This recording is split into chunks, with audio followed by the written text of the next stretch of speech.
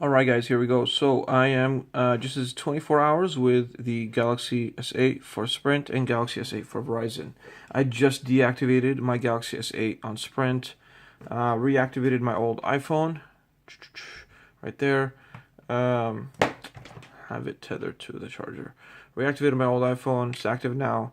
Honestly, kind of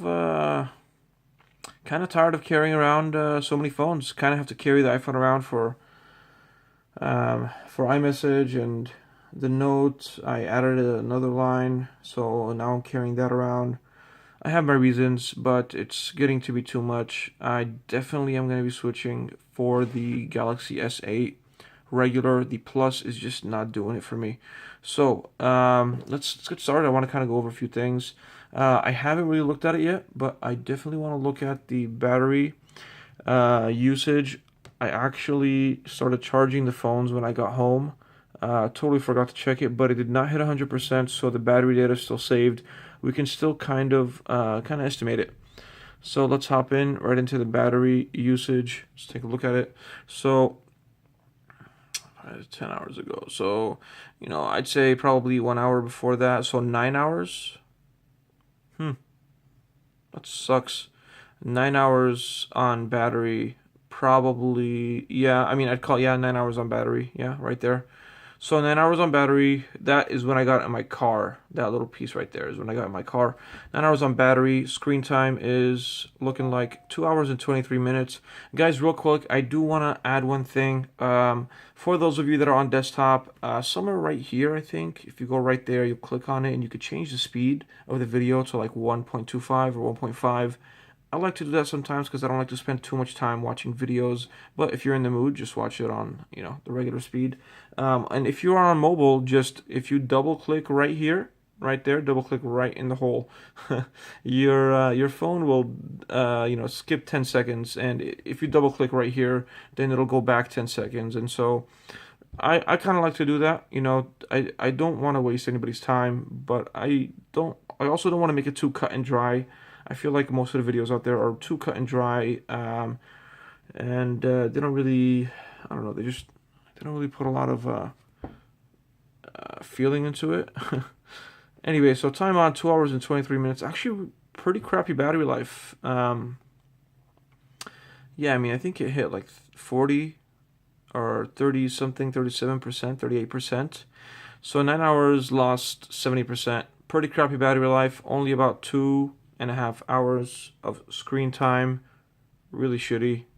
Did definitely do a bunch of phone calls, 1 hour phone calls. What else? Snapchat, I guess. This is the phone though that I swapped everything. I did Samsung Smart Switch. Everything switched over from my Note, and so definitely have a lot of apps in here that may be affecting that battery life. Not really a big gamer, guys, so didn't really do any gaming. Just not a gamer myself. Just don't have time. Games take up a lot of time, and I just don't have that luxury currently. Also, I definitely felt that there's a lot of issues, and I mean a lot of issues with the facial recognition. Sometimes it'll work, sometimes it won't, depending on the lighting, and then sometimes it'll have this error where it'll keep saying at the top, tap here to use face unlock, and then when I tap it, it'll fail, and then at the bottom it'll say, if this keeps happening, restart the phone. That's something that is pretty weird. I think it's only happened on the Sprint phone so far. Actually, you know what? I think it's happening right now on the Verizon phone. Let's see. Yeah, literally, not picking up my face. Not picking up my face. Try again. Not picking up my face at all. Yep, no face detected. That sucks.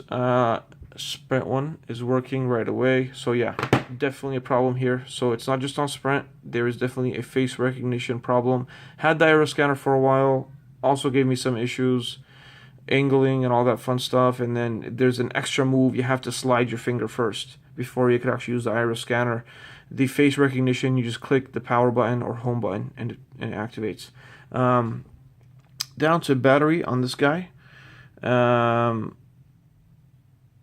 One thing, actually, I think I have this guy in the performance mode. So I think the display is actually on QHD plus, and this one is not. And so display, yep, that's it. QHD plus over here, probably not. We'll check it right now. If we look at the battery stats here, battery usage, at about 50% is, so I had 21 hours on battery. Wow, that's nice. 21 hours on battery. Screen time was 2 hours and 4 minutes. Not bad at all. 21 hours on battery, only down to 50%. Pretty amazing. This was actually overnight. I think, was it overnight? Yeah. Yeah, it was overnight because then I didn't charge it overnight because I ran out of wireless chargers for my Note 5 and the other one. So yeah, overnight. So I think that's probably unfair to use the overnight stats. But it's definitely something. Voice calls, I did how much voice calls here? 51 minutes. So about the same. An hour here on the phone, an hour there on the phone, about the same. Got much better battery life here. Once again, a lot of factors in there. Number one, the fact that I did it overnight. There was about 9 hours of overnight in that one. And then you have also the screen resolution. Let's see if it's right or not. Is it on the regular? It is on full HD plus. So yes, definitely has a big factor. And you guys saw I had the brightness all the way up on the one over here. But to be totally fair, I kind of know that I abused the phone today. I know that I did that. The 1 hour of being on the phone is pretty much additional screen time. But it doesn't count because the screen is technically off. So I definitely beat this guy up today. Definitely has a lot of apps running in the background, running on the highest setting. And so, you know what? Galaxy S8 Plus did a pretty good job. I am definitely switching to the Galaxy S8. Feels absolutely pointless to have a screen this big if I'm not going to have a pen with it.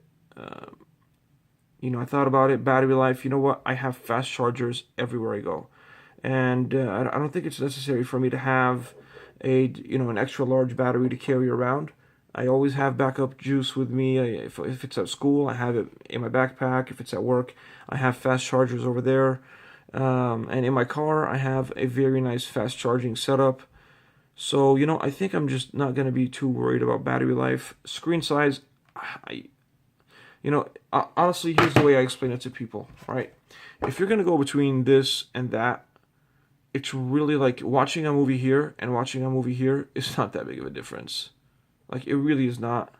It's just not enough of a difference to watch a movie here and here. Either way, the lines are blacked out here and here. And so, like in terms of the width of the screen, really the top to bottom, you're only getting 10% more. Really, 10% more probably in the height. And so to carry something that is uncomfortable to carry around versus something that's comfortable to carry around just because you think you're going to watch movies better on here or you're somehow going to be better at multitasking is completely fake. Like, that's just a fake pretense placebo effect that people have. The size difference between here and here is not big enough to change your user interface. Now, if you're old, you need big letters and you really want more real estate, that's totally fine. Me personally, I'm kind of over the big screen thing. I think I'm definitely going to be going for what's convenient. One-handed usage, no case. Definitely going to be rocking my S8 with no case. Like, look at this, still there for the Verizon phone. Stupid. Yeah, definitely going to be rocking my S8 with no case. It's just fine. I find no point in putting a case on this beautiful, beautiful thing. I did have cases on them all day today just because I'm not sure which one I'm keeping yet. So I don't really want to break one and feel like I'm being forced to keep one instead of the other. My iPhone has a case on it because I already cracked the screen.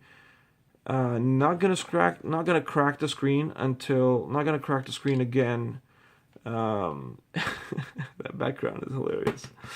Not gonna crack the screen. Don't want to crack the screen more. So I want to keep using it until I figure out if I'm going to get the 7 or 8. Or I find someone to do it for me for cheap. Plus, also, this thing has, it's the eView case. And so it has like a little magnetic holder. And I use it in my car. So I slap it in my car and it just connects. The Galaxies, because they have wireless charging, actually have a little steel plate in there. And that tiny little steel plate is enough to hold the phone Look at this fingerprint magnetism. Fingerprint magnetism, that's a new one. Super fingerprint magnet. I know some of you guys are cringing out there. Let me clean it for you.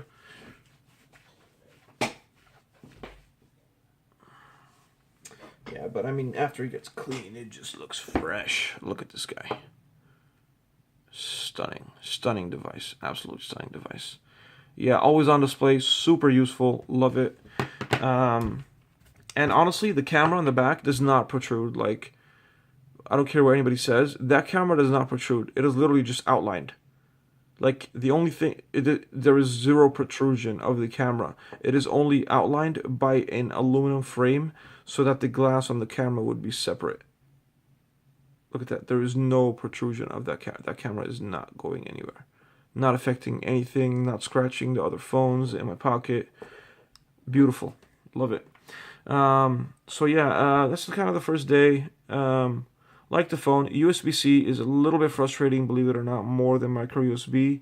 It feels like I'm gonna break this stupid port every time I put a USB charger in there. And aftermarket, honestly, aftermarket or not, the connectors feel weird. Putting them in feels weird. Not too satisfied with that. Wireless charger is cool. It seems to only be able, this thing only seems to be able to fast charge if it is connected to the original dongle. If you're connecting to an aftermarket quick charge dongle, it does not work. It does not work.